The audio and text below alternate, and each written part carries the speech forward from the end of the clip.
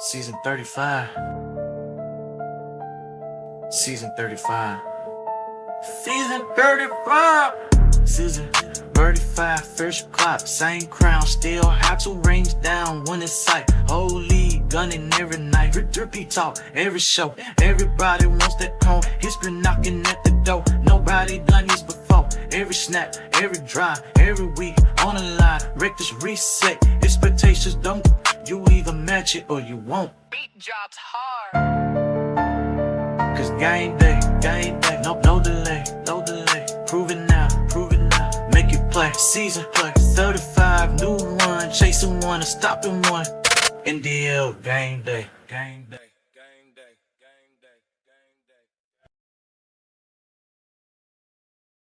What's going on, everybody? It's Lick. I'm here with Penguin and Pat. NDL Game Day Season 35, heading into Block 2 here.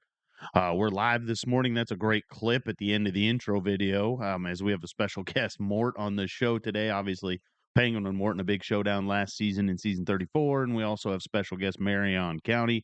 As long as he shows up, right? That's a big talk this week.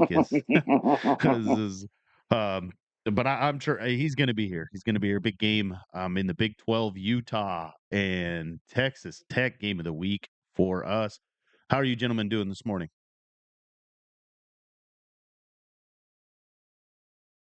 I'm ready to go back to bed. A little tired already.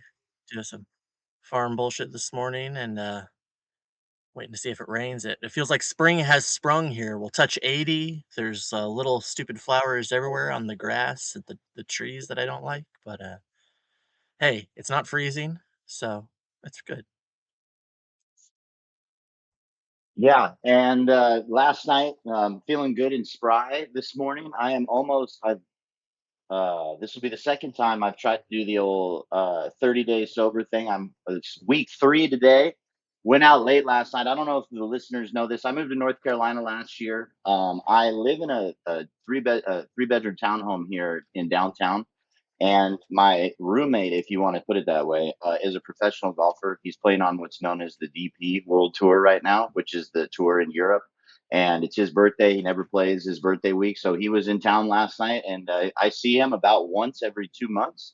And, when he comes into town, we're out late. So I was first time I've ever gone out like dancing, drinks, but no drinks here. And it was actually more fun than I realized. And I'm an old man, so I just looked at it like I was burning calories last night on the dance floor. So there you have it. Got my steps in. And yeah, last night a lot of fun, and I'm excited for these games of the week, as well as some others that we'll talk about. That should be Tim, exciting. how are you? Man, I'm good. We obviously in the fall and the spring, family wise, we're pretty busy with sports right now. Like we have 4 kids that run track, and then we have one that's in travel volleyball. Then obviously we have our 2-year-old, so we're pretty busy. Weather's been nice, so we've been able to go to the track meets. It's getting into the 80s down here, which is like the perfect weather down in Louisiana. It's not too humid yet, and so just kind of enjoying that. It's supposed to rain all day today, which is of course the ongoing theme here is like I'm like, hey, the weekend, let's do some spring yard work, and then it just rains the whole day. So, man, I know I told you guys this. I bought a 3D printer, and I'm like absolutely obsessed with it right now. Like just making the most bizarre, weird things. But my plan is to make a trophy for the season 35 champion, and then I might go backdate previous trophies. I'm just trying to decide between like the stand trophies, like with a football on top, or if I do like a helmet or something like that.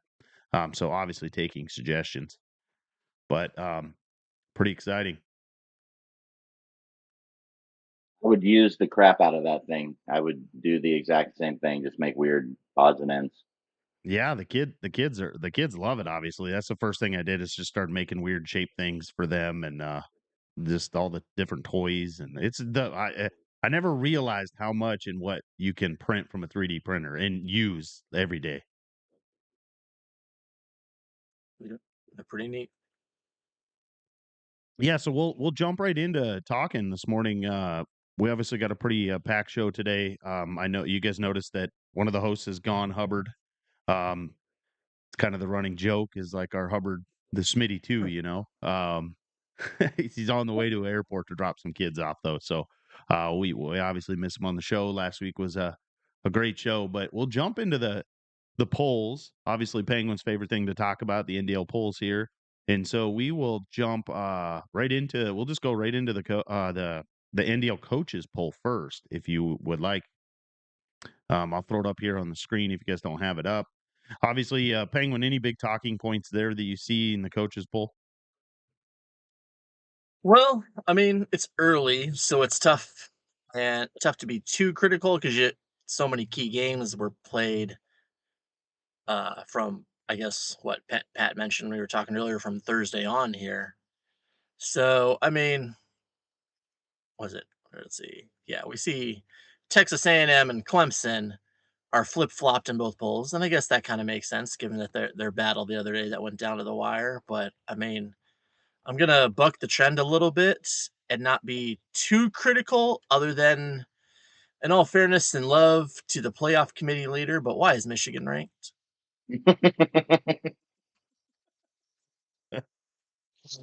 I mean, number 25, but he shouldn't be ranked.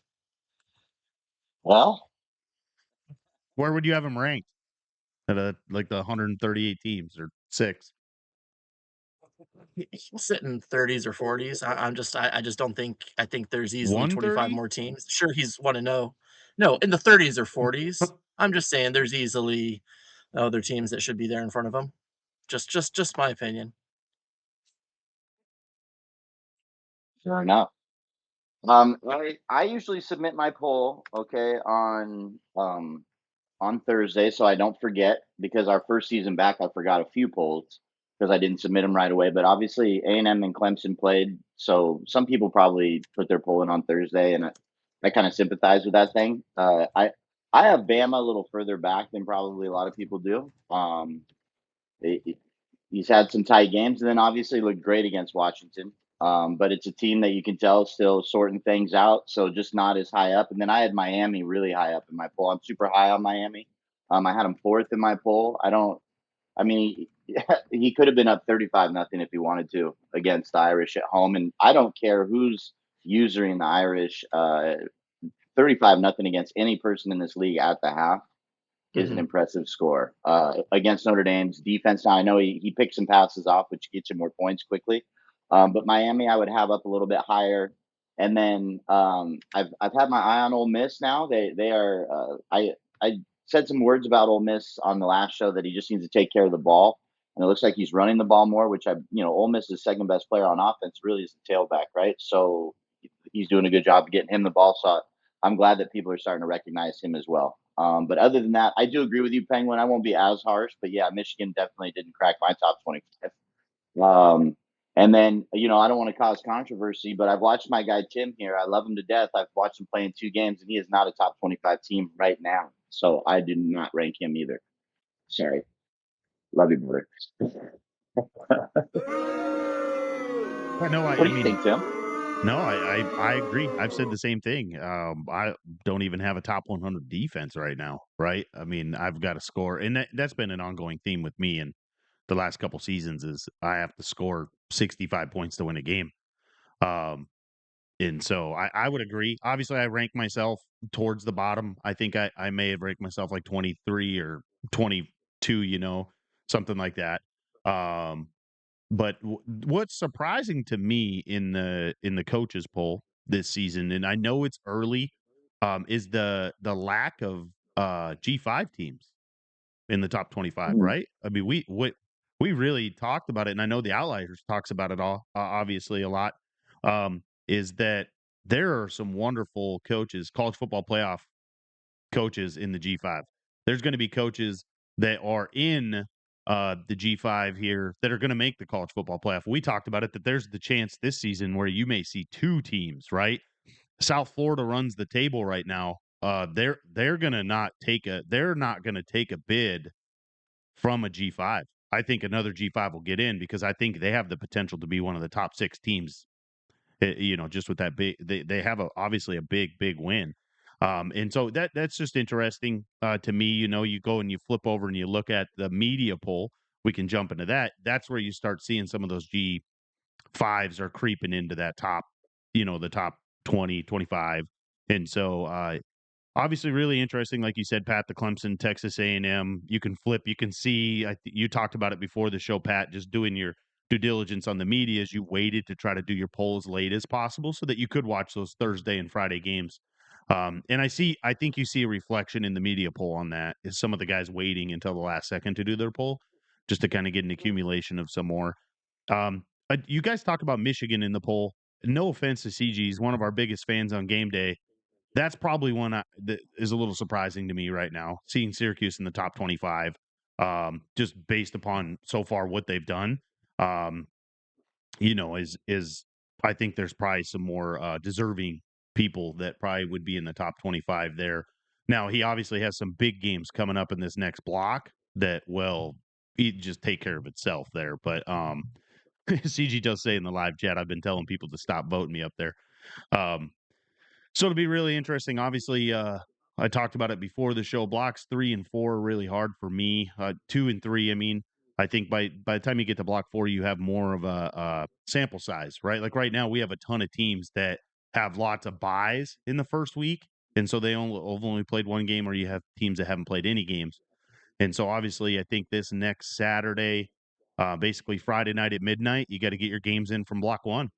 And so we're going to see either sim games or we're going to see a lot of games getting played this week. And then that'll kind of help us in the media when we're trying to evaluate what teams need to be, in and out.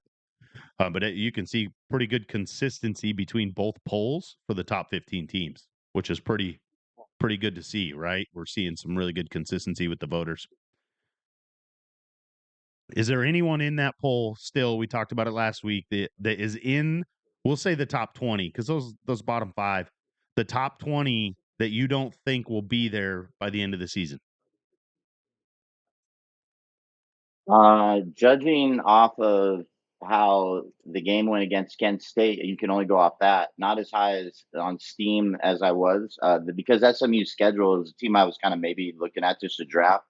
Their schedule is very difficult, so you may see him drop. I believe they play Clemson and Miami and Louisville, so that's going to be challenging. So I would say him, going off of that Kansas State game, and then and Penn State's going to have a bit of a rough go in the stretch of playing. I'm pretty sure he has to play Oregon, Indiana, Ohio State, and Iowa. So not 100% sure. I don't have it in front of me if he plays Iowa, but those 3 teams are rated higher, and it's he's at 19 right now, but he will have a chance to bounce back soon because I'm pretty sure him and Oregon play not this block but the next block. My comments to that is gonna come across as straight homerism, and I don't care because I'm also saying there are teams that won't be there that are in my conference, but they're going to be replaced by teams that are in that conference. And that I've got to say, Auburn and Florida, depending on which poll you look in, they're right in that range Tim mentioned. They're both sitting at 2-0, but neither of them will be anywhere close to the rankings at the end of the year. And in fact, the reason I say that is because teams like Arkansas, also 2-0, Vanderbilt, also sitting at 2-0. Those are much more likely teams to be ranked at the end of the season, in my opinion. You know who's missing from the top 25? I don't think he's lost a game since he's maybe been here, maybe one game, I think, to Clemson, and that's the Stanford Cardinal. But Yeah. like I put them in my top 25, like I think 22nd or something like that. I mean, it's time to probably rank this guy at some point, you know. Yep. He hasn't given us a game yet this season, but I've definitely got my eye on him as well. Yeah, but you come in with a new team, and yeah, I know we're not supposed to look at cup games, but I'm pretty sure he played one, and I watched like half the game, and I was like, damn, this is to me, it's a top 25 team just from watching a game of his. You know what I mean? So definitely keep an eye on him jumping up here quickly, because he does have games against just Cincinnati this block, and then BC and Virginia next block. So 3 winnable games. BC, obviously, good coach. UF, good coach. Tim, we saw take rain to the wire in Bama. So, if he goes 3-0 there, I think you'd see him in the top 25 quickly. Absolutely. Then we talked about Jet on our draft show and stuff taking Stanford. Um, so one of the big, obviously their win goal's 1, which is going to go to 2, right? And so as long as he doesn't get pregnant, right? As long as Jet doesn't go out and get pregnant, you're looking at a guy that's going to make a big jump next season, right? For the next video game. Yeah. That's why he took Stanford. Mhm. Everyone knew that he's not a Stanford fan. Um, but man, this block is big, right? Pat just talked about it. It's one of the games we're going to pick this week, Boston College. Coach Cleat out there doing a great job. Obviously took Alabama down to the wire. Also, something to look forward to. Week 7, 8, and 9, he plays SMU, Florida, and Miami. He plays at SMU and at Miami. A chance to make some noise. Doesn't have to win both of them. Doesn't have to win both of them in the ACC, which is a very strong conference. Obviously, finishes the season at home against Notre Dame. And so I'm with you guys. I was big on him last season when he was Liberty, right? I was trying to make an argument on why he potentially could have represented the G5 with he played El Jefe in Clemson last season, right? And I think he lost by a 7 points, 7 or less. It was a close game. And so obviously a good coach there, hasn't played any games yet, but he did have a bye week 1. And so I'm with you, Pat. That's a great talk there. I'm excited to He watch. has a 1-win goal as a P4 team, and he has Yeah. 2 G5 teams on his schedule. So Yep. like that's nice, right? Like the Stanford's one of those weird rated teams, 78 overall, but the defense 82 overall, and then the offense below the overall rating. But we know offense in this game, the ratings not as important maybe as the Yep. defensive ratings from what I've found. So yeah, I see him being the sleeper in the entire conference. I think he'll be in this top 25 soon. Yeah. Yeah, definitely a game where the user can make up the difference on offense to whereas you get a huge bonus when you've got some really good defensive players CP wise. Yeah, and so really exciting. We'll get into that a little bit here shortly. When we just talk about we'll just talk about it now. What are some big matchups either that haven't been played from block 1 or matchups that are you're looking forward to in block 3 that we're not going to talk about as our game of weeks? Go ahead, Penguin. Well, for me, I'm going to pretty much just focus on one team because they're in a rough spot and the rough spot only gets rougher. And I was expecting a lot from them this season, even with the tough schedule. And that's my boy Chase with the Virginia Tech Hokies. I mean, we didn't just lose the first 2 games. Granted, one was on the road to Tennessee, but the second was to, while a talented team with a good coach, James Madison.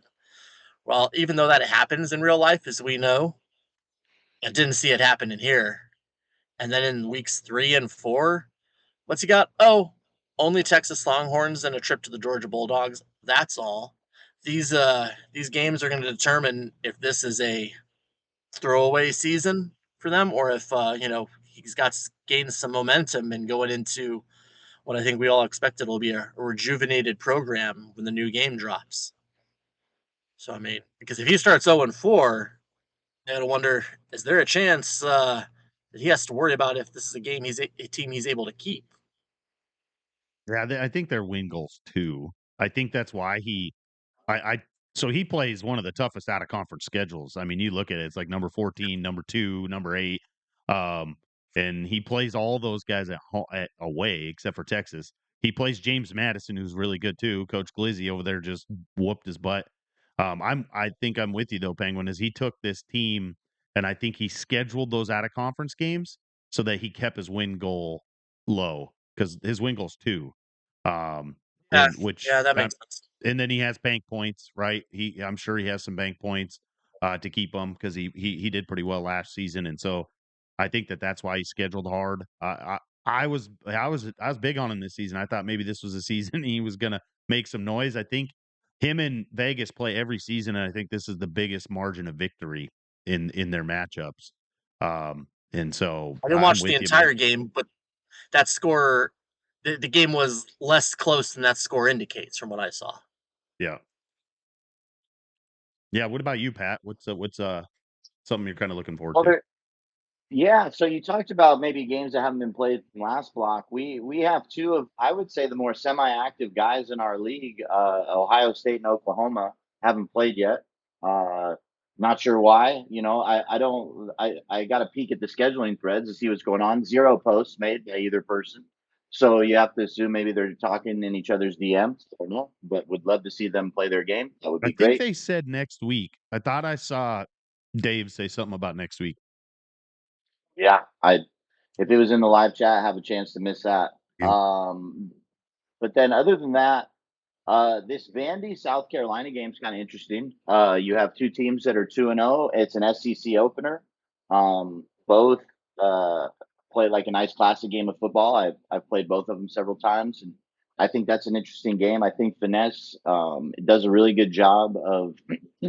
Vandy's a weird team. They don't have like a ton of speed on the outside, so he does a really good job of getting the ball moved around, and he uses Pavia well to run. So really looking forward to that game for the most part. And then kind of curious to see this BYU team, and he's got Tennessee at home. Don't know a lot about CJG. I believe, now don't correct me if I'm wrong. Love you, CJG. I'm pretty sure he was the first person when we came back that broke the 35-point rule. Yeah. And we gave him a little pass, and then he was a really good player. I'm pretty sure this is the same guy that was at Georgia Tech, right? Our first season back, season 29. I don't have it up in front of me, but really good player, really good player. When DK was at Georgia, he gave him like all he could handle at Georgia with Georgia Tech. So I'm kind of curious to see him play Vegas, and I do appreciate Vegas always goes out and schedules hard, and he schedules guys that I personally think are like the examples of players in our league that would be like good people to watch for a new person. Does that make sense? Like Vegas really goes Mhm. out there and schedules super what I consider, we shouldn't throw the word sim around, but like the kind of NDLers we're looking for. He schedules Chase every year. He plays Jaguars, who I think is a great player all the time. And yeah, so I'm looking forward to seeing how BYU uses that team without the best player on offense, right? He got removed from the game because he's sitting in the old pinstripe pajamas. So, yeah, looking forward to that one. Outside of the games, obviously, that we have on our calendar for later.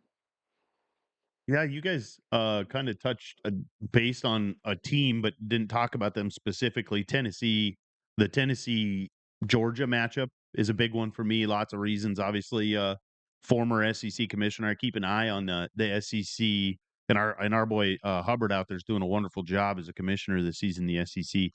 So give him props for that. But the Georgia game, the Georgia Tennessee game is big because I think it's an early matchup in the SEC for Tennessee and Georgia. And also Georgia coach Tutty coming in there. This is his first he had a big test against South Florida and LJF and he took care of him. Right? It was a close game. But this is Vegas's big first test in conference, right? That's kind of been his Achilles in the past is just being able to put together a good start to the season. I've said it time and time again. He has more time now.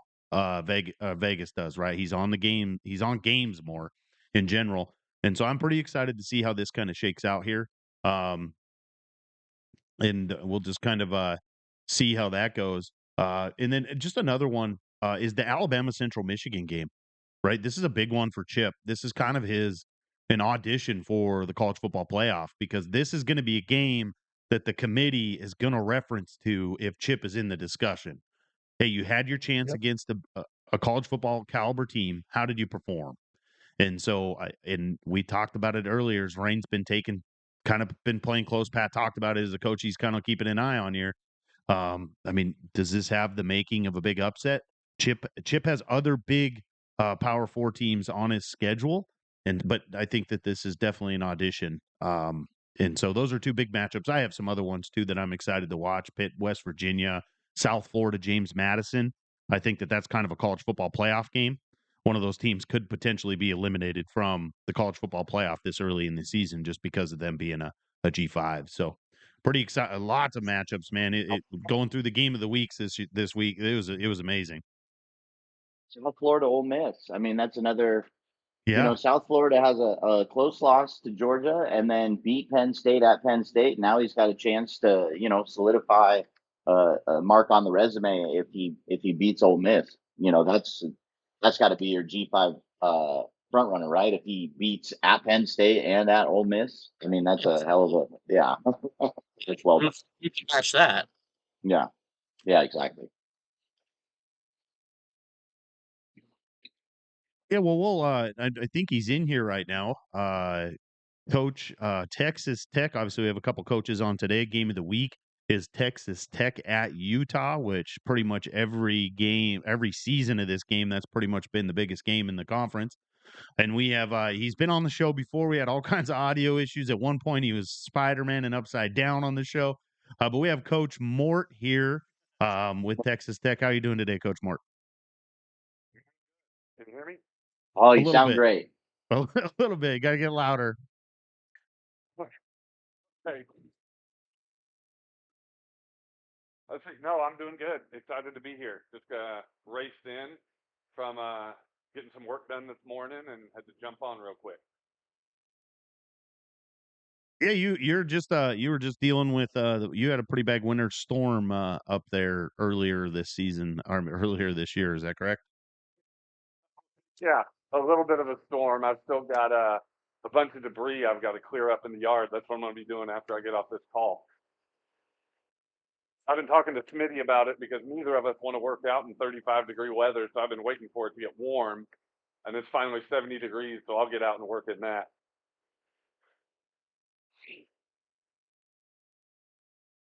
Yeah, so you obviously you got your favorite team this season. That had to be just kind of walk us through leading up to the draft what you thought your chances were that you're going to land at Texas Tech.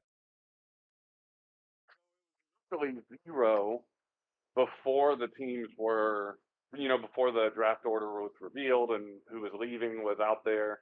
I had just assumed Wild had his bank points. He was going to hold firm and try and keep them for next cycle. So that was a big shock. And then the Aggies game really weighed heavy because I had fallen to pick 10 when if I just win that game, I'm probably pick 4, potentially even higher. So suddenly there was a lot more anxiety of finally have the opportunity that I've been working towards, and now I may not even get them because at 90 overall and in the Big 12, it's going to be a popular team. So there was a lot going on there that just weighed, and I was like, I gotta have backup because any number of these guys can decide to take them. So there was a lot going in and figuring out what I needed to do and talking to guys behind the scenes and are you going to take them? Are you considering them? And just letting everybody know if they wanted to pick them, that's how the draft goes. Like I don't have any control of that. So, and I'm not going to have any animosity towards someone who took them. If a Rock or a Pirate or whoever was up there decided that that's the route they wanted to go. So, Mort, obviously, we chat shop a lot, and welcome to the show, by the way. You and I kind of have a similar situation going on. We're a team that overperformed. EA does updates throughout the year. They add, the defense to a 96 overall for Texas Tech.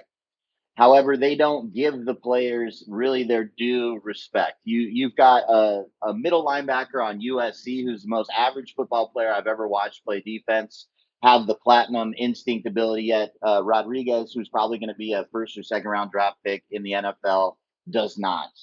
How are you kind of adjusting to life with kind of, I hate to say it, maybe a defense that is overrated as far as rating, like they don't play up to their expectations. How are you figuring that out? Because 38 points to Mississippi State, not great, obviously. So how are you adjusting to that? And you got a big one coming right now. Yeah, I'm not at adjusting all. to the new expectation that Oklahoma was a significantly better performing defense, even if the ratings do not indicate that. Right. I actually messaged Wild last night around the third quarter of the Mississippi State game, and it was like, Mid-game PM. Mid-game PM. Mid-game. Hey, Wild, this team is terrible. He responded, I agree. So Oh, you're down bad with the mid-game DM to the former owner. Do you want this shit back? And it's wild because he's at Maryland now. And I was sitting there going, I think Maryland played better than this Texas Tech team. So there's a lot of feelings right now, especially going into the game of the week, especially with Marion County and Utah. And yeah, I'm still trying to figure it out. J-Rod losing instinct. They took it away from him. Yes. Started the base roster with Platinum Instinct and had it all season. And in the last roster update, they took it away. Yep. And it just doesn't make any sense. I mean, he was Did he shave his mustache or something? Because that would do it. like Samson. No, he didn't do anything. And he overperformed his athleticism in the combine, and it's just so he's just been completely neutered, and that has really hurt. The pass rush has not been very aggressive the way that I would have expected. You know, a top 5 player in the game in David Bailey to perform. He just gets stood up by ends. He gets stood up by tight ends or by tackles. It's frustrating out there right now, just trying to figure out, is it something that I'm doing wrong scheme wise, or underneath the engine, are they just not good? And with a follow-up question here in regards to the defense in your game this week in practice, I mean, what's the focus here? You know, you're playing Utah. They have 3 players that have 11 or 12 yards per carry, the quarterback, and then Parker and Rogers. And then you have this guy, Daniel Bray, who, by the way, is like 94 or 5 speed you got to worry about, who's the third back. And I mean, what was the game plan this week? What are your thoughts on how to slow this offense down for Utah, which is crazy efficient? I don't believe they've turned the ball over this year. Yeah, how do you defend against that? The first thing I've got to focus on is Dampier and his mobility between read options, between RPOs, and just in the event that I'm able to get pass rush or a blitzer free, is he just going to have a free lane around the edge to take off for 50 yards and hit me with his leg? So the number one priority is focusing on Dampier and taking that option away. And if that turns into, 15 play, 5-yard drive, 5-yard carries, and limiting big plays, then so be it. But that is better for me than giving up, 15-yard run, a 27-yard run, a play action curl that turns into a big play from a broken tackle. So it's just, you've got to focus on fundamentals, on being lined right, and just know that that ball carrier's coming, and Marion County is not letting up. He's going to pound the rock all game long, no matter what. Yep. And then if you do happen to shut that down, he's going to hit you in the flat. He's going to find that backside dig. He's very efficient at moving the ball once you take the run away. So I've got a big task ahead of me, plus going to Salt Lake City and dealing with that crowd, because the team was pretty flustered in Mississippi State, and that's not a good sign. Well, you're comparing an SEC home environment versus a home environment in Utah. I mean, come on, man.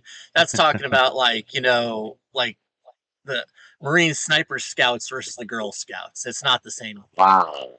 I would be willing to bet the Mormon population right there. I would be willing to bet Utah is a more difficult place to play. I would like to point out that the Mormon population is there in Utah because they were forced there from Missouri.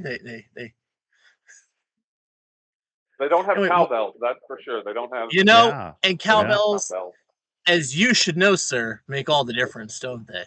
Maybe that's what Will Ferrell said. Problem. We were cowbells were too distracting. We just didn't have our mind right. It was deep psychological warfare.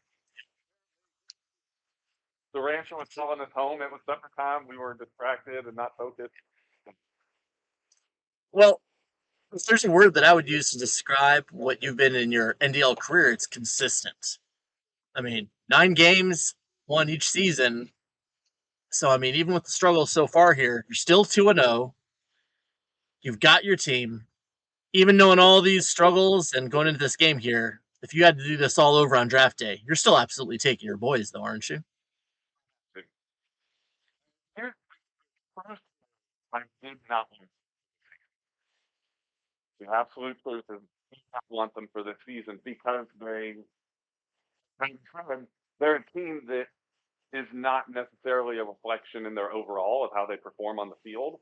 Yep. And I wanted them for the new game, the new roster, start of the in real life season and hype that goes with that, just being excited about a fan.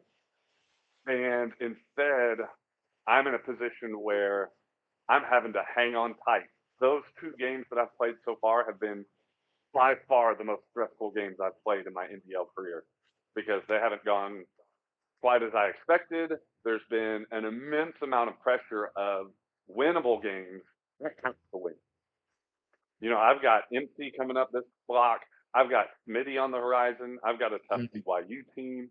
Arizona State, while he hasn't had the most illustrious career, he's still a team full of playmakers.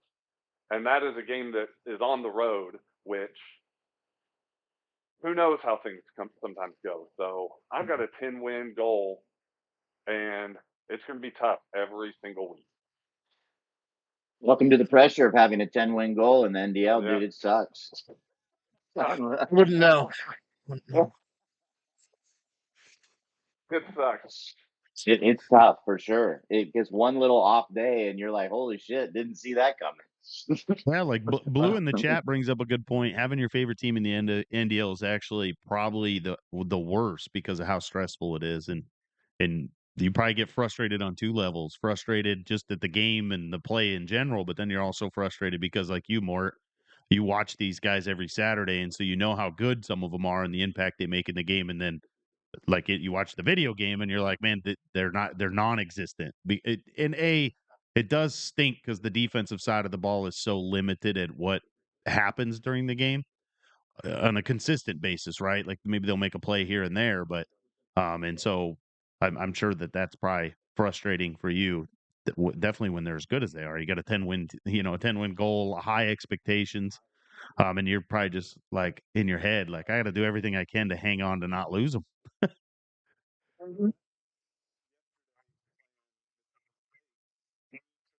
With 3.5 minutes left, and I was like, here comes the fumble. That's what's coming on this next drive is the fumble that's just going to put the nail in the coffin and take it away from me. And I was very thankful that did not happen. I was able to score the go-ahead touchdown with I think 12 seconds left, which then put me into the LSU position where Mort is at his absolute worst of, oh, here comes the streak that nobody defends, and there goes the walk-off. So I was more nervous with 12 seconds left in a lead than I was with 30 seconds left trailing.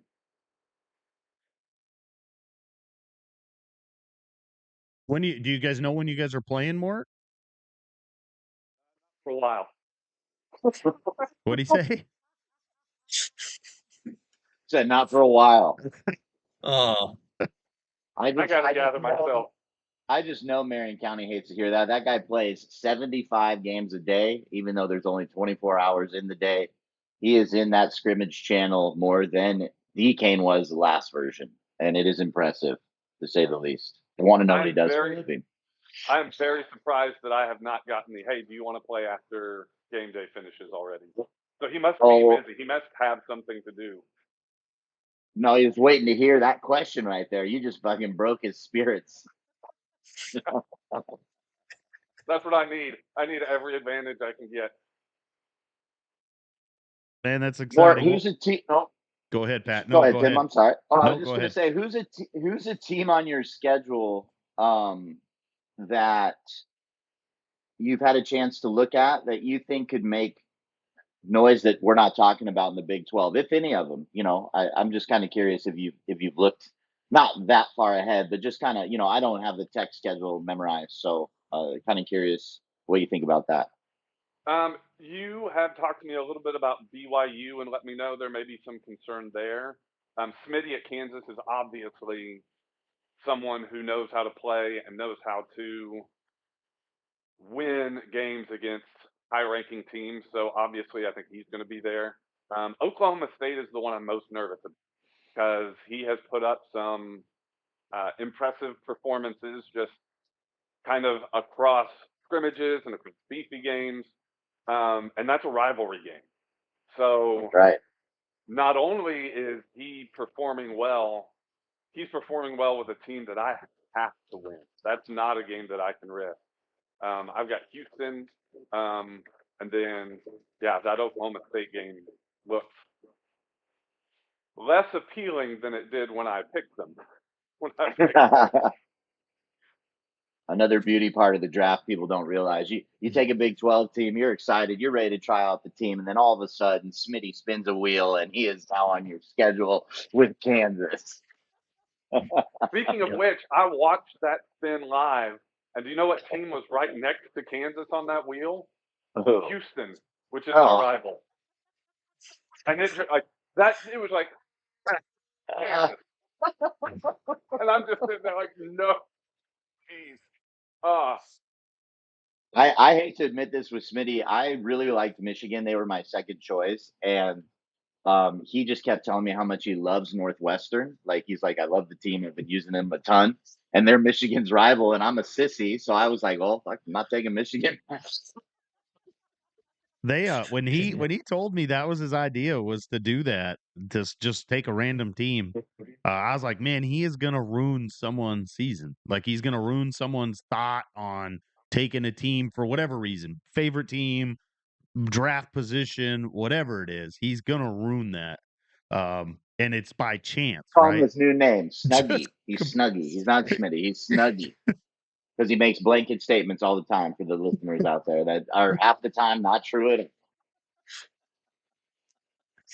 Oh boy. And I'll tell you what, Snuggie. it's not a show. Obviously, I've played Fortnite with him and his kids before, with my kids, and it's not a show. That is how he talks and how he acts outside of the NDL world too. And so he is who he is, and we love him. Yeah. Well, Mort, you guys got any more questions or anything for Mort? I know Mort had some things he's had to do today, so. Can't wait to see the game, and we're rooting for you, sir. Yeah, man. O'clock or 11 a.m. game, probably. A midday game? Well, yeah, Please. Lunch game or something. I feel like we've been light on the day games this so far in Block 1, and we need it in our lives, you know? But a midday weekday ranked matchup, that's like, finding a $50 bill in your pants pocket you didn't know was there. I mean, it's It's like a floating holiday at work. They announced it's this year. You're like, hey, we get an extra floating holiday. So thanks, Mort. Mort, I'm excited to meet you in Nashville this summer, by the way. Yep. It'll be fun. I'm looking forward to meeting a lot of you guys. That's really crazy that y'all are coming here. I don't want to talk. I don't want to talk about that. I bitched and moaned about how hot it's going to be, but whatever. These guys are tougher than I am. The ass sweat is going to be ridiculous. Man, hopefully the Airbnb's got air conditioning. And so we'll bring We'll bring some box fans for outside. I'm sure there's a Walmart nearby. We can get like some kiddie pools or something if we want. Oh, nothing better than smoking a crispy joint in the 110-degree weather. Let me tell you. Man, no, I'm excited too, Mort. It's going to be a lot of fun getting to meet you and obviously several other NDL members that are newer members or just ones that we haven't been able to meet yet. Super excited. If you guys don't know what we're talking about, the NDL convention is in Nashville this July. Obviously close to home for Mort. And so I guess that's how we decided it, man. We're bringing the convention to Mort so that we could all meet him. You go. Very first game day I listened to, I think there was a chat after it closed. I'm walking the dog and I'm listening to the chatter, and y'all are talking about the convention being in Nashville. And I was like, wait, what? It's just like guys talking about getting together? Or like the league, like doing a thing? It ended up as the league doing a thing. Mm-hmm. Absolutely. We like to party. Yeah, right. Yeah. And I tell everyone this, and man, about the convention is it really puts a different light on most people that maybe you wouldn't talk to, or what you perceive them to be in the live chat and in the game. Once you meet them in person, usually it changes everything. You kind of understand them a little bit better. you may understand their humor, the backstory, and it's a lot harder to be, just kind of a dick or dislike someone when you get to meet them in person and visit with them for the most part. Sounds like Smitty's just the same no matter what. So. No, it's exciting. Thanks for coming on the show, Mort. Obviously, a lot better go around this time, technical wise and stuff. And so we do wish you all the luck against Utah. Obviously, we're all for the chaos and stuff, so we'll be cheering for you. I appreciate it. Look forward to it. Thanks, you guys. Later, dude. Man, exciting stuff there. Man, what a big game of the week. Texas Tech, Utah for the listeners. Block, what are we in? We're in block 2 already. Season 35 of the NDL. And next up, we do have Coach Marion County will be joining us from overseas. He can kind of talk about Wow. that. Many of you probably know Coach Look at Marion's this guy. living in Estonia. Is that correct, Marion? You're muted. You're muted. Tallinn, Estonia, the capital of Estonia. But that's only for the next like 2 months, guys. I'm out of here April 28th. It's official, so my connection will no longer be an excuse. We're back to Florida April 28th. Wow. For Can you good? hear me? Yeah, for Yeah, good. you sound great. For good. For the foreseeable future, yeah. For the foreseeable future. We're back to Florida. I can't do these winters anymore. I'm done, man. You guys wonder why I'm in the scrimmage thing every day is because it's minus 25 and fucking snow all day. What else am I supposed to do? It gets dark at 2:00. That's true, man. I couldn't stand the winters up north. That's why I moved south. So I'm surprised you're staying there that long. So I get it when you say you want to move to Florida. Yeah, man. So tell us a little bit about yourself. Obviously, first time on game day. When did you come in the league? How long you been here? Give us that whole rundown, and then what's up with the name, Dallas Scratch Yeah. Off. Well, scratch off is just a name I have. Marion County was because where I'm from in Florida is Ocala, Florida, Marion County, Florida. That's where it was from. I first came to the league like season 2, and I was in it for like 4 years, 5 years. I was only like 16 at the time. So I don't know. Once I like turned 18, I wasn't really trying to play games anymore. I was trying to chase the tail. So we did that, and then yeah, I when the game came out, I've always liked football games. Like I was pretty big into Madden, like even growing up. So when the league, when I saw that the college football was coming back, I just signed back up for the league. And then my story. I broke some rules, took Old Dominion to the playoff, and then I've been a good boy ever since. So that's it. That's the story. Now, Marion, this is your second time at Let me shut. Utah. Let me shut this up. It's clear. Yeah. No, I just wanted to shut the light off because the glare was No, crazy. Sorry, boys. it is. No, you're good. So this is your second time at Utah, and obviously, I'm the previous Utah owner. I tell people all the time, you got to draft a team that you would really enjoy to play with. So why don't you let the crowd know when you're that's listening? Utah. It doesn't. They're not really a pass first team. The receivers are slow. And explain to the people why Utah is such a fun team to play with. It's hard to explain unless you're in there, but maybe you could do a better job than I ever could explain it because they are an absolute. I'll explain it. I'll explain it for you because you're like a defensive. Mm-hmm. Yeah, I'll explain it for you because you're like a defensive coach, right? Like that plus one Dampier is ungodly in this game.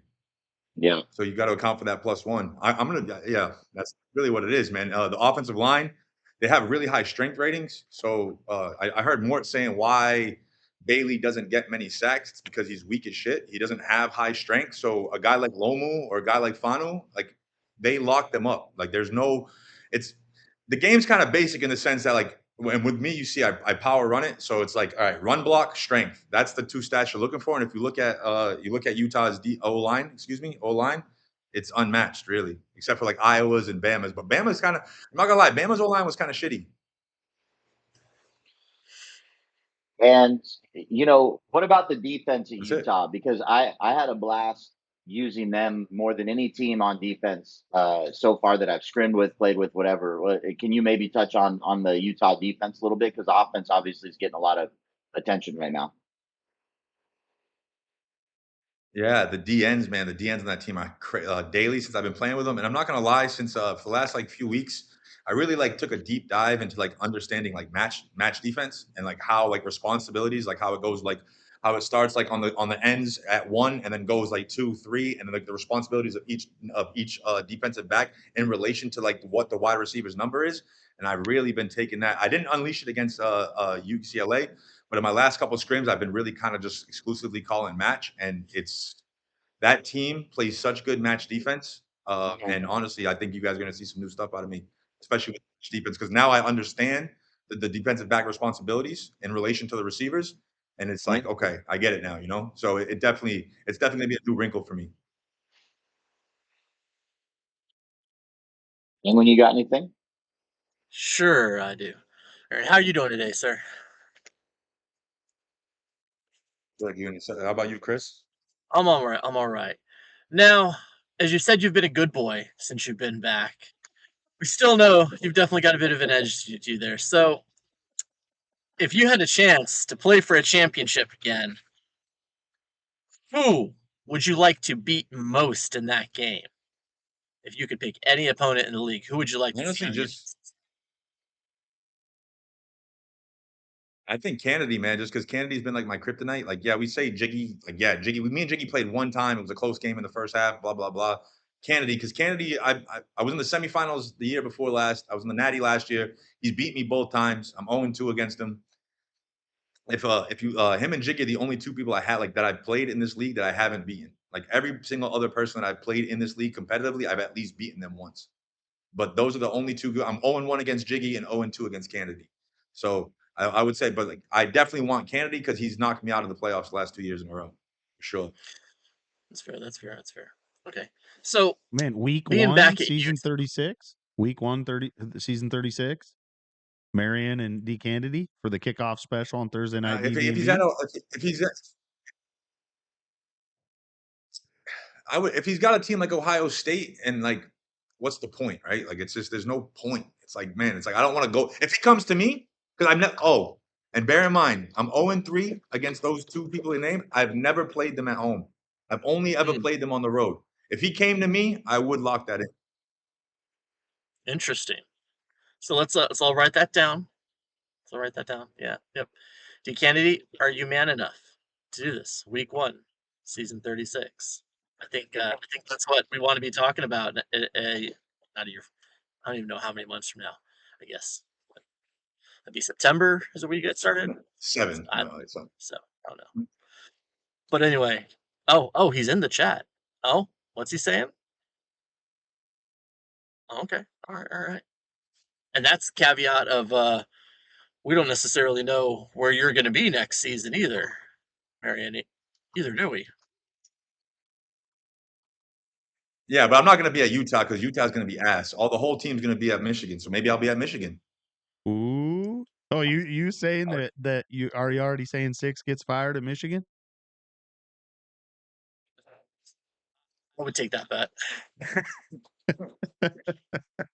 Awesome dude. Does a lot for the league, but He does wonders. he's getting fired. Yeah. Penguin Yes. is not high on Michigan. He has made that clear this episode. I played a couple games with Michigan this week, including on the road with Underwood, and y'all aren't lying even a little. That dude goes blind on the road. It's crazy how bad. He's like a 60 overall player on the road. It's like awful. You'll have a guy just running a drag butt naked and he'll overthrow him by like 10 yards. It's bad. Gotcha. All right. Well, right now, we're early in the season here, man. If you were to give us to handicap the Big 12 right now, who would you say is most likely to be playing you in the conference championship game right now? Because I know you're going to pick yourself to be there. Old Smithereens. Smithereens, huh? I don't know if the live chat can handle that. Old Smithereens. I just don't know. So that would be playing twice in a row because you all finished this regular season as well. Yeah. I don't think it's gonna because I have him. I think we're both undefeated going to the last week of the season. You know, Wow. we haven't played we actually didn't play a cup final one time, so maybe we just won't play the block 14. We'll let it ride and we'll just go straight to the straight to How great would that game be if you were both on mic for the audience to see as well? I don't know how great that would be at all. I think that would be fantastic. It would save Smitty time too, because then he wouldn't have to be typing in live chat while he's playing as well, right? Little Snuggy. He'll be the minute Marion goes up 21-0, he'll be bitching about stunts and how the game is trash at halftime. Oh, the stunts! Hey, the stunts are a game changer. The stunts are a game changer. Which, I mean, one other question: as someone who feels a certain way about them, sell me on why stunts are a good thing for the league. You can't. So you'll have guys like Jumper who think they can just stand in the pocket for 46 seconds and then throw a pick. At least in this situation, he stands there for 3. He stands there for 3 and then gets hit and then throws a pick. You know what I mean? It's a little bit different. You know, Speeds it up the allows process. if they don't account. So again, like I really. Like, I guess I just want to say, a lot of people say, "Oh, the defense sucks. The blocking sucks." The defense and blocking sucks because people don't really take the time. They just want to go up to the line and hike the ball. Like this game does require like some thought in terms of like a puzzle, right? Like if I'm stunting, if I'm calling Texas 4-man, right? Like you have to switch the direction to account for that. Like if you keep the back in, okay, like you're not the guy's not going to come in so easy. But these people just want to run 5 wide. They want to do this, that. And if I call Texas 4-man, what's it? Daly's gonna be there in about 2 seconds, and like I love it's so much better because I think it was CG. I don't remember who posted it a couple days ago about how our rules were set up before is like because we were just constantly sending the same like rush constantly. The offensive line was building a resistance to that rush, and that's why you would see these guys like Jumper get 14 seconds to throw the ball. That stops now. If you literally call a stunt and swap the defensive ends and you make the defensive end go against the left tackle when he was going against the right tackle for the last 4 plays, there's a good chance he's going to get through because the left tackle's not used to him. It's like these little things these little intricacies that some of our rules have kind of like limited in the game. The game was built for this, but we made it so it won't happen. Does that make sense? Yeah. Yeah, it was Finesse that posted that video the other day about like I forget what you said where they build up like some kind of resistance or whatever. I was anti-stunt because of how they were before we banned them. I played a certain user in a cup game and his D end had 7 sacks in a single game against me. And so obviously they were busted then. They are not busted now. You can account for them, which is nice. You do definitely have to adjust for it, which like you said, but like I definitely get the defense, like you're saying the defense is hard. And yeah, it is hard. But half the league doesn't line up right. They're lining up the strength incorrectly. So I'm with you there. What's a team on your schedule that is going to be sneaky for you? What I want to hear that. We're talking about all this top flight stuff. I want to hear a team that is on your radar personally where you're like, damn, this guy could give me hell for an hour. It's definitely not Weasel. That's for sure. Weasel's about to be a blowout. If the league allows me, if we get one if like Weasel agrees and Nidler agrees and everybody agrees that we can just banish the 35-point rule, I'm gonna 56 Weasel. Tell him Weasel's getting 56. But Like Florida Shores the versus one Jersey guy, Shores right the now. one guy who I think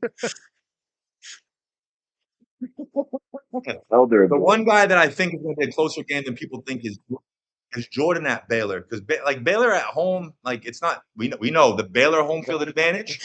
It gets people pregnant. It does. It does.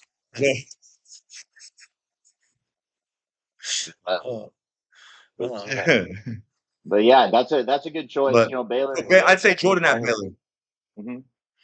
And that does fit in the schedule as a trap game as well, because no doubt that Kansas State and Kansas are 2 of your tougher games to end the season there as far as matchups go. Yep. for sure. Both on the road. So I'll throw one follow-up question to that. As someone who, I mean, we talk about Mort being consistent. I mean, you're pretty damn consistent yourself as well. Facing a game like that, how do you both mentally and strategically prevent yourself from tripping up over a game there that on paper you should easily win? Like I like Mort a lot. I respect me and Mort. If we didn't have this game come up, we scrim a lot. The thing about Mort is, again, like Pat said, these dudes don't understand defense. When I would scrim Mort, I would be calling like a wing where like imagine like shotgun wing where I'm gonna call QB zone to the outside to the right. His whole strong side is to the left side where I'm running away from. They do like I don't see a world where I don't beat this dude by 21. I'm gonna pound the rock on this. I'm gonna no. Mort's gonna be sitting there like "Oh, I should have raked these leaves. Fuck.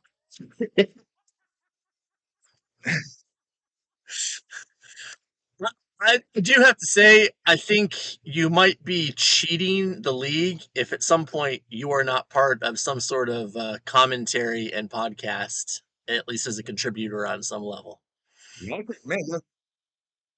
I would love to be a guest on this just to give the like not weekly, but maybe like monthly. You just can have me on here and I can just give you the takes of what I've been noticing. Oh, you guys ready for this one? Me and Shell, we scrim yesterday, right? Listen to this. I fucked up because I was gonna make the video, but then the PlayStation shut off. We scrim, opening, kickoff return. I get the ball, kick return. Just back to back kick returns to open the game. Something like Yeah. Shell wedge in full The force. shell wedge. Oh, the shell wedge will go down in infamy. I'm not even pronounce that, but man, what? infamy, right? Yeah, I think I had it, but whatever. Hey, just so you guys know, Weasel is in the chat right now, and he says God. lip flapping ass left Bama for Mormons. That Yeah, I just once Weasel would just type out an entire sentence with multiple periods in it. You know what I mean? Instead of he texts like a 22-year-old kid. Just like 17 sentences back to back and just floods the chat. But we love him. Humpty It's so Dumpty great. ass Hey, sit on a rock cornball. 22-year-old Yeah. got a hairline like a 7-year-old. Hey. Hey, that's okay. Some of Take us it have easy. Take it hairlines. easy on the fucking hairlines, dude. We can't help Yeah, it. the three of us on here probably have pretty bad hairlines. Oh, pretty bad. If I take this hat off, I go from a 6 to a 2. That's why Penguin grows his hat out. He's got the comb over hat. Yeah. Oh, that's funny. Is Marion staying on here for picks? Yeah, Marion stayed on for Oh, picks. yeah. Yep. Wow. Yep. Guess picker. I guess it is that time, isn't it? Yeah, the Florida Shores guest picker. The guest picker. All right. Well, Florida Shores. I believe I lead this off here with our games of the week. If we'll jump into it, you have the Woo Pig Sueys at Ole Miss, a game I'm really looking forward to seeing. Obviously, Arkansas had some talk, was the talk of the town, running just your basic read option play for a touchdown in a game that caused just a wave of controversy in the live chat, a conversation that, in my opinion, went on about 4 days too long. You have a team in Arkansas that has a ton of speed, one of those teams in the game that is way better than they are in real life, against the reformatted jumper is what I like to call him. In this one, you've got Chambly at quarterback, jumpers using the tight ends, which Ole Miss has some good ones. Has the tailback. I think his user abilities on defense actually is going to fluster DK as much as I love to scrim DK and play him. Not a great passer of the football. And so give me the Rebels at home by 14 in this one. What do you think, Penguin? I think you make a lot of good points at how we've seen a lot of good stuff out of Jumper so far this season. He's playing well, and plus he's got the home field working with him in this game. And in the SEC, that means a whole hell of a lot. Were this game at Arkansas, maybe it could get interesting, but I think that Ole Miss home field Jumper showing that willingness to, take advantage of a dynamic running back. I think Arkansas makes it a good game, and I think if you're betting this game, take the over. Mhm. But in the end, the Rebels win this game by a couple touchdowns. Yeah, for me, kind of the same thing you kind of talked about it, Pat, is DK's inability to push the ball down the field consistently. We saw that at Georgia when he was there. Really good runner, really good at getting the ball out to the flats and the corners and short passing. But man, Jumper's really good at pushing the ball down the field, scoring quick. Obviously, it's been talked about defensively, not a very good defensive, but he has a lot more talent this year on the defensive side of the ball. I think he's going to force DK into trying to push the ball down the field and get a little out of his character. And I think you're going to see him pull away in the second half here with Jumper winning. And just real quick, the NDL league also agreed Old Miss would win as well. I think it was like 100 or 92% of the league thought Old Miss would win.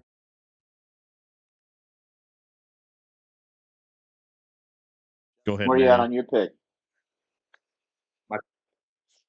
I'm not gonna lie, man. I got the Ole Miss interceptions over the Arkansas jiggle sticks by at least 17. At least 17. There's gonna be a lot of turnover. Hey, a lot of turnovers, a lot of really shitty ball, but the interceptions beat the jiggle sticks by 17. Mark it down. Jiggle sticks. Jiggle sticks. It's a legendary term. We stay in the SEC for The spin cycle jiggle stick. yeah. Etienne with the spin cycle was a common scene, was it not? Mhm. Well, staying in the SEC, our next matchup is kind of a rivalry game, but not really because it's not teams that necessarily play all the time. But the Swamp Donkeys heading to a different swamp in the Bayou to take on the LSU Tigers.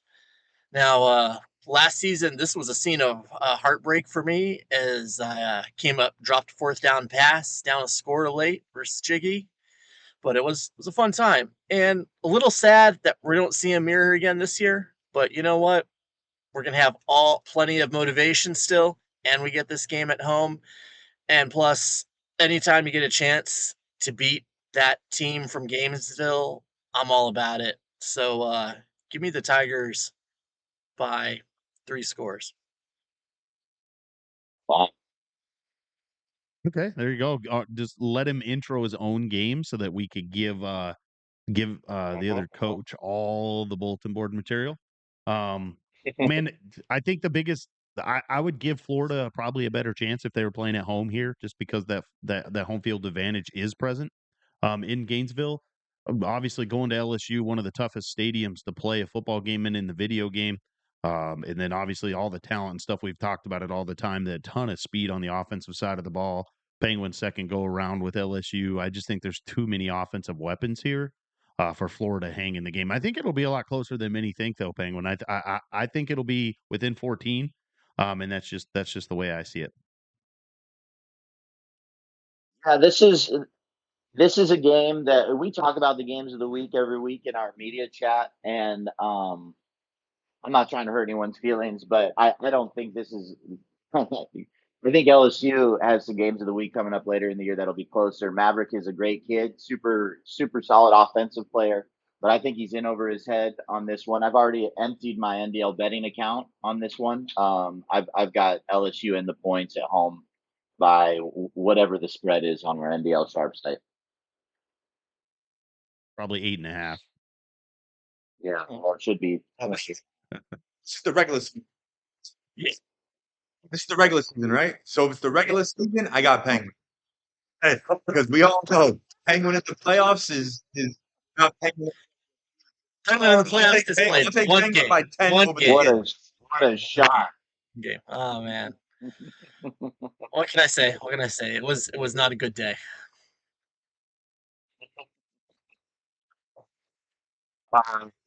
What is our next game here? Sorry, I got to pull this back up. We've got actually one that I think is going to sway kind of the picks this week on who's going to take home Block 2's picks. You have Georgia Southern traveling to the University of Connecticut, run by Dave Riccio, known him forever. Still don't know how to say it right. Dave. Dave, there you go. been in the league for a long time. Really looking forward to this game. Here's the deal. GR has looked very solid with Georgia Southern so far, 2-0. Also looks good in a cup game, I believe, that I scoped out for a quarter or two. And I don't know how much Dave plays the game itself. I do know that he'll be at UConn until he's gray in the face. But I'm just going off of the current record, which is 2-0 versus the unknown of 0-0 here at UConn. So give me Georgia Southern, but I think it's going to come down to the fourth quarter and a lack of mistakes. But yeah, give me Georgia Southern by a field goal. Yeah, I kind of honestly see it very similar. I think both of these teams have some sneaky playmakers. Sure, UConn gets to be at home, but this is a type of home field that doesn't really mean a whole lot. MGR is also a very solid coach and proven to be more active. And I think that extra activity is going to tip the scales in his favor. Yeah, these are obviously two wonderful coaches in the NDL, coaches that very respected in the NDL community. Both great guys. I think the biggest difference in the game is going to be Dave's ability to user on defense. He's one of the better user linebackers in the league. We were just a couple seasons removed from him having like 25 interceptions or some crazy thing with his middle linebacker. And so obviously on paper they're almost identical. Both 80 overall teams, both 72 on defense. It's really going to come down to who doesn't turn the ball over, and that's where I think the biggest difference is going to be. I think Dave forces some user picks from MGR. I think the game's going to be close. This is probably going to be the closest game I would say out of our games of the week. I think this will probably be the closest game, and I got Utah winning. I mean Utah. I got UConn winning. Foreshadowing. Yep. I haven't played Davey Oriema in a long time. I remember he is really good with the user. Like Tim was saying. I think honestly, I played against MGR recently. He's much better than for some reason he's better with Georgia Southern than he was with Nebraska. I think with Nebraska we should call like what Mort's feeling, what he was feeling last year with Nebraska. You know, like that like you got your team, you want to do so good with them, but the team's what I mean. They don't play as good as they used to be. You know. So yeah, give me Davey Oriema. Give me Davey Oriema by 7. Oriema, get out of here. Fantastic. And the league The league was on pace with that 64% of the league. This was the second closest vote. 64% of the league thought UConn would win this matchup. Makes sense. All right, jumping over our next game, we've got SMU heading to take on TCU in a battle of religious schools here. Now, to start with, I looked at this matchup and thought, Steam going back to SMU, where he's had some great success in the past, played for a championship, in fact. And we all know, if you have any familiarity with that SMU roster, they've got some real dynamic playmakers there. So I do definitely feel confident in picking them to win, but part of me's got my eye on this game, wondering what type of SMU we'll see, because I didn't see the game, but I just saw the score that Kent State gave Steam and SMU a bit of a handful, evidently. So curious to see if maybe we've overhyped Steam here, or if maybe they were just caught looking ahead to this game. Yeah, they this one I watched that Kent State game last night, and it was back and forth all the way till the very end of the game. And I've been every season I kind of get on this point where I'm pretty high on Steam because his ability to win games is there, right? Like he's in most of every game he plays. And he's just short removed from playing in the championship with the same team, SMU. But he always has the trip up, right? Like he always has a couple games where you don't think he's going to lose. He loses those games, and then he obviously gets very offended when you don't acknowledge him as being one of the better players in our league.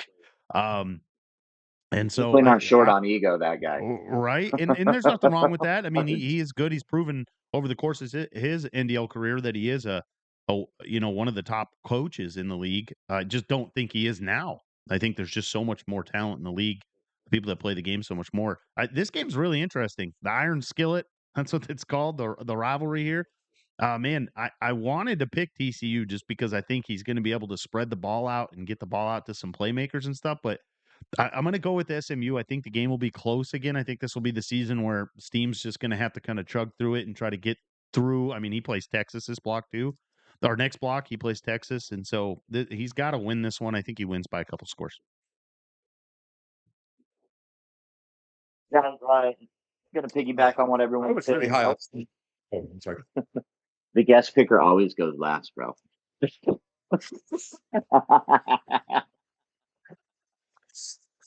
So, do you even watch the show? So no, just really quick. Give me. I think this is our first Iron Skillet game since Steam was at SMU. Like, only people that have ever had SMU in the league is Steam, Block M, and then Twista for like 8 weeks or 8 games, and then back to Steam. So the only person that's ever played this Iron Skillet game is Steam and Block. And so S. Rusty, great guy. I've played him before, a little offensively challenged at times. And I don't think he uses Hoover enough. I'd be throwing the ball like 40 times a game with Josh Hoover. He's an unbelievable quarterback. There's a really good receiver on that TCU team as well that has a ton of speed. But I think the one thing that Steam will do is he's really good at like game planning on defense. He's a guy in the league that I really respect as a defensive coach. He always does a really good job of like using the D line to drop him into coverage and to spy and things like that. So I think he'll out scheme TCU. So give me Steam here in a 10-point victory to win the Iron Skillet. Justin Europe, what do you think? Thank you, sir. I'm not gonna lie. So I watched the Kent State game this morning. I was a little disappointed in Mr. Play in a row because I think highly of Steam, but I think like Tim said, I don't know, maybe he's losing a touch because that Kent State is kind of like, bro, it's Kent State. Just call inside zone and win the game. But he was like struggling, like legit struggling against this kid. Anyways, I still think Steam's gonna win. But I think that's one to keep an eye on. But we all know this game's not getting played until that week 1 game against Baylor anyway. So we gotta. Yeah, we are giving Ken State. He's in the chat right now. We are kind of hounding him a little bit, and obviously we don't have much of a sample size to see how good the coach is. Right? Like it'll be really funny if he ends up rattling off 9 or 10 wins, and then obviously he's going to be posting this video in the live chat at the end of the season. But I'm with you, Marion. Is that Ken State just rating wise, right? One of the worst in the game is. And you would just think that I mean, that was a struggle. At some point I thought Kent State was going to win the game at the end of the game there. And he was able just to pull ahead and get it. He got ahead 2 scores, and that's kind of where it put Kent State in the bind there. But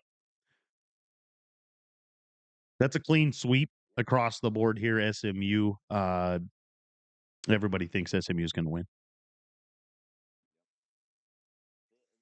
This next game we're going into is one of the more interesting ones. You have Cleat Freak, who we've gotten to see play some games against our team that's on our show's game of the week. Texas Tech gave him all he can handle.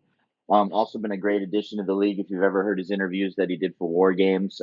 So Cleat Freak, thanks for all you do and contribute. But unfortunately, in this game, I think you may be contributing to an L. I've got Stanford in this one. I think Stanford, when the dust settles, will be that team with that 1-win goal that will probably be in the conference race in the ACC. And not only that, but I'll just go hot take now. We'll have a top 10 draft pick in our NDL draft next year. I think he's just on the up and up. Was at Liberty last year, played really well, plays sound football on both sides of the ball, good user. Now at Stanford in a Power 4 conference, and this is a good gauge, right? Like if he wins this game comfortably, you really got to look out for him. And then if he loses or it's a tight one, I might put my foot in my mouth. But I'm a bit of a believer in the Cardinal right now. So give me Stanford by 2 touchdowns in this one. I'm gonna say I feel similarly. Saw a little bit of Jed at Liberty last year, and he was a pretty good player. I definitely I think he's going to continue that trend, and I think it'll be a good game. But yeah, as well, I'm buying Stanford as being a team that causes some headaches this season. I'm with you guys here. I obviously I was big on Jet last season. We mentioned this pregame. I was really big on him over at Liberty. I thought that he had the potential to be in the argument at least to represent the G5 schools in our CFP. He played LJFA with Clemson really close last season with Liberty. This season, Cleat Freak. I mean, he's just shy of beating Texas Tech, right? And Mort, I think he was like a field goal. He lost, I think, by a field Yeah, goal. It it was was. 24-21. Obviously, Hmm. that game being that close probably could have went either way. This game's going to be really big in the standings for the ACC as well, because I think one of these coaches has the potential to be in the mix for that second team over there in the ACC, which is much better this season than last season. Obviously, Miami leading the front there with Coach Devin. But I could see Jet, if he wins this game, making some noise. He plays at SMU, he plays at Miami, and then obviously he plays Notre Dame at the end of the season, which wouldn't affect his ACC standings. But uh, obviously, big test early in the season. I'm big on Stanford right now. I think that he's going to win by running the ball here.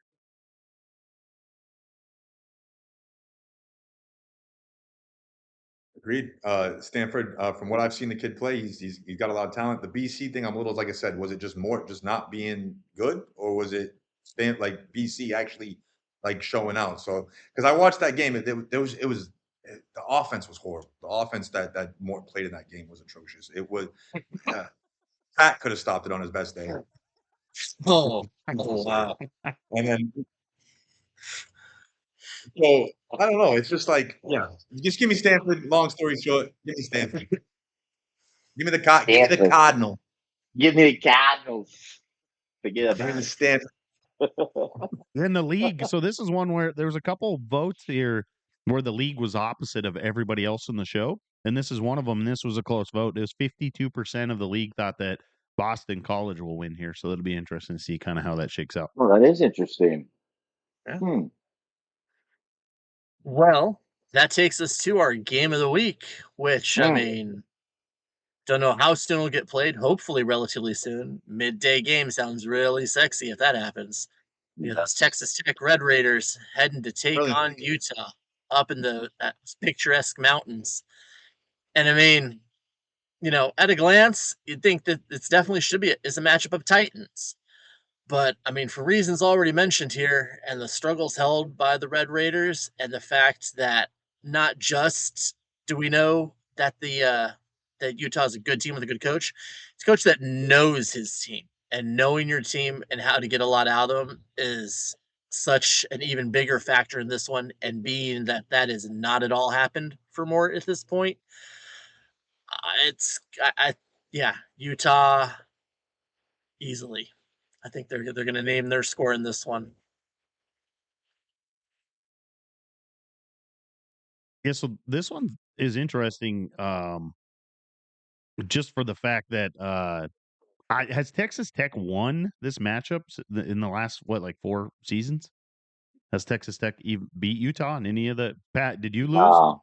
Yeah, and I mean Get that's out the of thing here. is, and so not. I mean, and obviously Marion's a great coach. Mort's a good coach. I just think Marion knows his team really well. Right, this is his second stint at Utah. He's already been on the show talking about each player, their abilities. He does a great job of matching up personnel and creating mismatches, right? That's a big thing. He's creating mismatches on the defensive side, and it can become very difficult on the defensive side in a video game to match up to what the offense is doing. That's why we see these big explosions on the offensive side of the ball. And so I think he's going to end up being able to separate himself. I think the first half is going to be close. I think it's going to be a close game. But I think in the second half, Marions is going to continue to work the ball on the ground. And I think that's where you see Coach Mort try to take some chances downfield. And he's going to end up turning the ball over. I think that's going to be the best. I have 3-4 turnovers probably for Texas Tech this game, and I got Utah probably winning by a couple scores. Mort's confidence today. You got to go into these games confidently. Didn't love the confidence. And here's the deal with the addition of the stunts, and Justin talked about it here earlier. The Utah D line, Daly got bumped up like 12 points like several updates ago, but he had no badges. Now he has badges, and you can really stunt with those D linemen. The interior tackles, who I'm not even going to try to pronounce their names, are outstanding as well. And then that back seven, you've seen Jackson Benet on Utah, who, by the way, in real life, awesome player to watch. He plays offense and defense. Is being used a bit there and getting picks, and he's got some size there in the middle that can intercept those intermediate level passes, those digs, and bang posts and things like that. So I just didn't love Moore's confidence. So I think this may get ugly late. I don't want to put anyone down, but you got to go into this thing ready to rock and roll. You know what I mean? And he did not seem ready to rock and roll.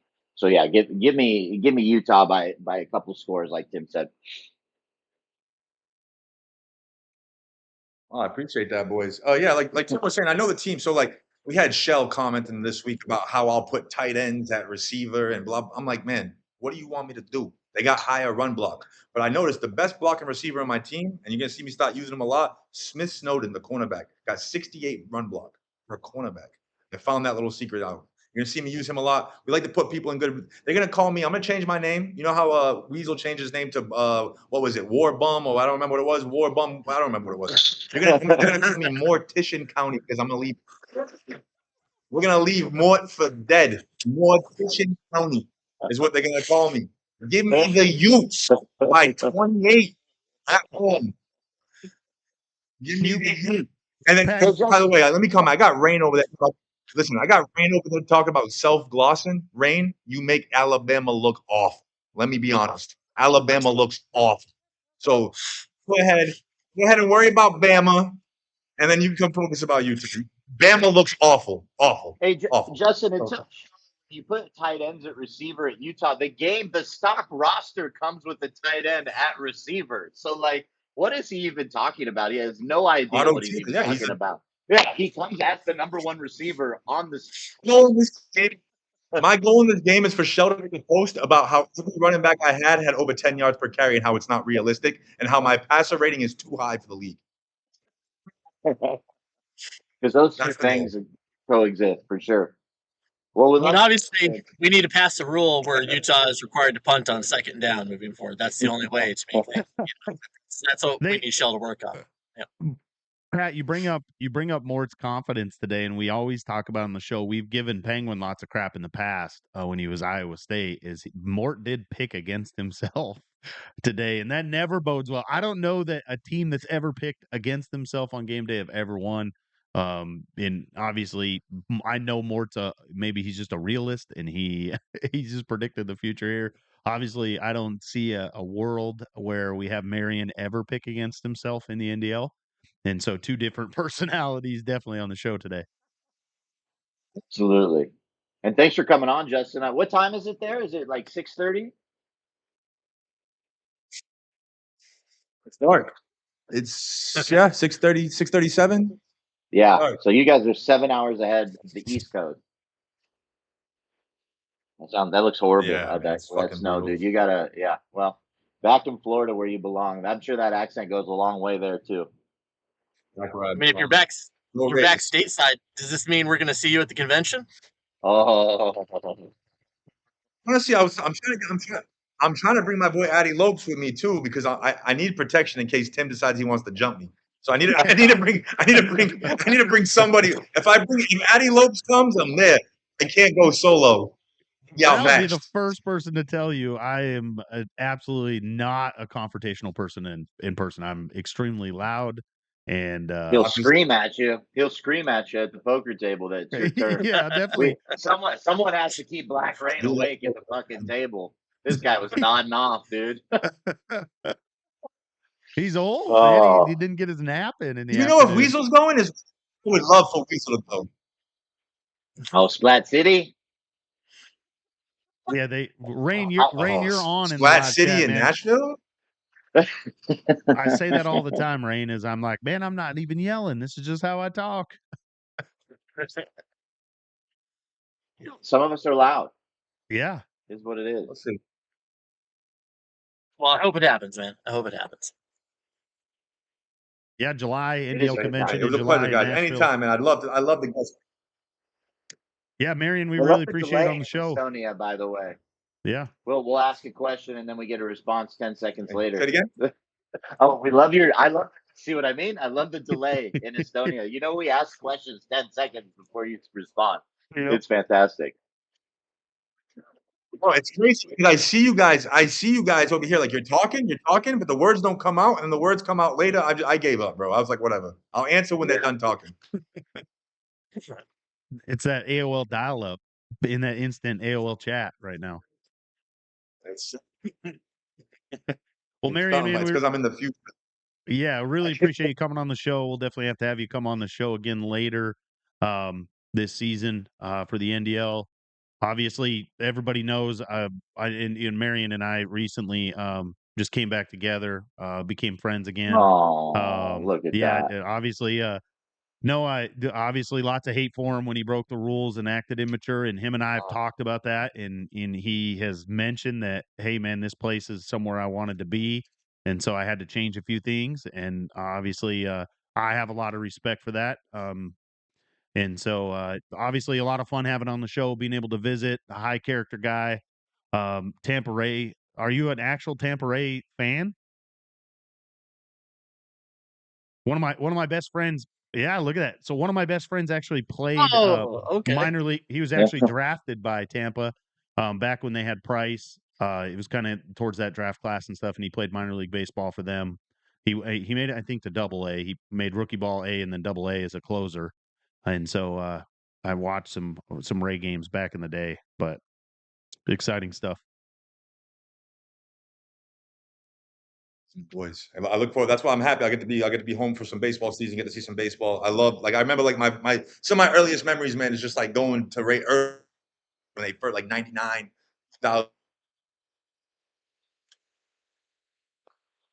Oh no. Oh, he's back. He's back. The wind picked up in Estonia, so we didn't catch any of that. No worries About the baseball league. Guys, I gotta go. Yeah, see you later, Marion. Thanks a lot. Yeah, any parting words, gentlemen? Well, I think that needs to be a regular segment, be it every so often. Get Marion's take on some things. You know, that's I think that's got a lot of potential. Even if it's just to break down Weasel and Shell's gameplay or something like that. I don't know. If we got some clips, that would be fun. I definitely like the nickname for sure. He's good at that. Yes. No parting words here, except that we've got some exciting games. And we've got some shit weather this weekend. I mean, it's going to be warm, but it's supposed to be 95% chance of rain today and tomorrow. So hopefully someone kicks one off at some point today so we can have a little entertainment because although I don't miss football season, this fills the void. So kind of excited to watch a few of these games and play mine. You know, I have 2 games this week with that probably the hardest schedule in the league. So, yeah. Yep. Yeah, make sure you get those games in the NDL guide. I noticed lately we've been having like game days during the week where people are playing games, and that's never in the guide.